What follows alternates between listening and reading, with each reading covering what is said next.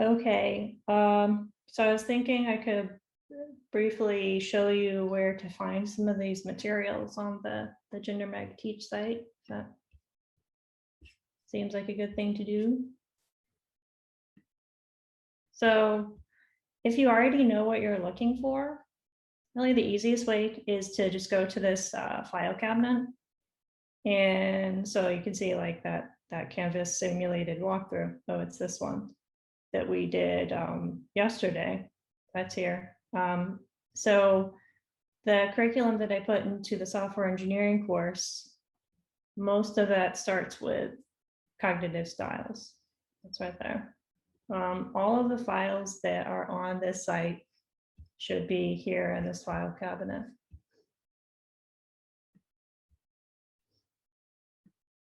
Oh yeah, a reminder. I can show you again how to get there to the Teach site from the Gender Mag site. So gendermag.org. And you just scroll down, and there's the link. So here we are again. Okay. So lecture slides on the Gender Mag method, on inclusive design, on running a walkthrough, personas. This is some of that's that little portion in the exploration where you say your own cognitive styles.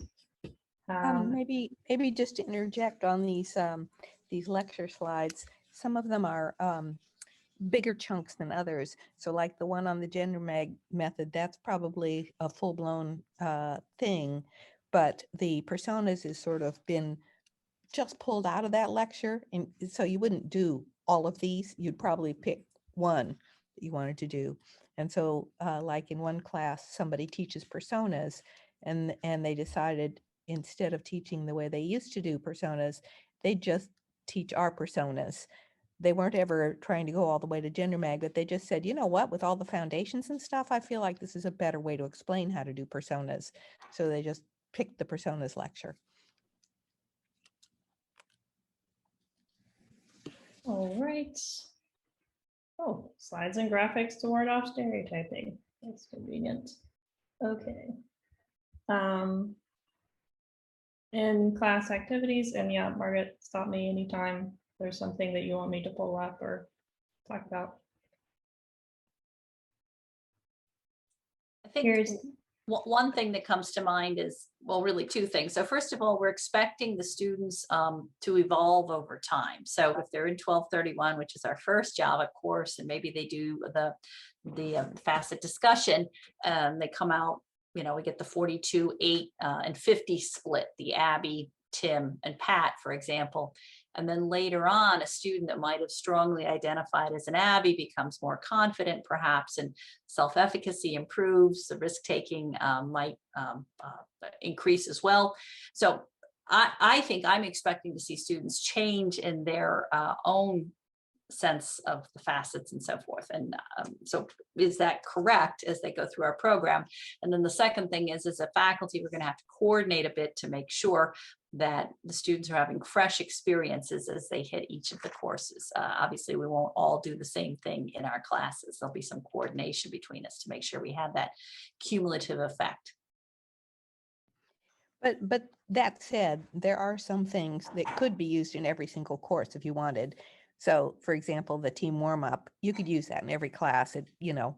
And right, and that's where they might begin to see themselves changing, if you will. I mean, I would certainly hope with changing, and I don't want to say growing, but developing those skills that we're hoping they're going to have on graduation, those will begin to emerge and get to be a little stronger. So. Yeah, that would be interesting to see how students evolve in terms of their facet values. Yeah, this is also team discussion. I showed you the peer review, assignment,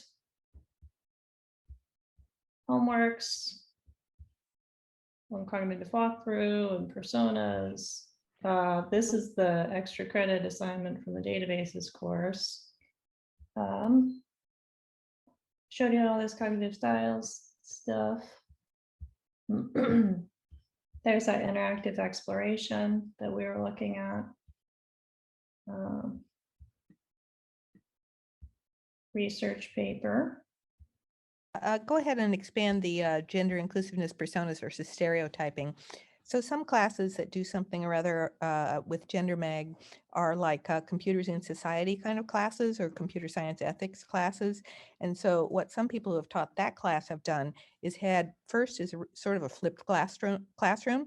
So first is a reading assignment, reading this research paper in which we specifically looked at, well, we collaborated with a stereotyping expert and looked at whether using these personas increased people's negatively stereotyping some gender. The answer was no, but it's a really in-depth scientific treatment of it. And so, so one professor had her students read this first, and then combined with whatever else they were doing in that class, come in and discuss it with each other.